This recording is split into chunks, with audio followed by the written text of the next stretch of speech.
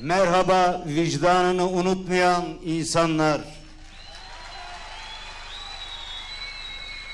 Vicdanını unutarak bu acı günü bizlere tattıranları ben bu cehalet sürüsünü diyeceğim, özür dileyerek bu vahşeti bizlere tattıranlara ne diyeyim? Hiçbir şey diyemiyorum. Sadece diyeceğim şu var ki yazık, insanlıklarını kaybetmişler.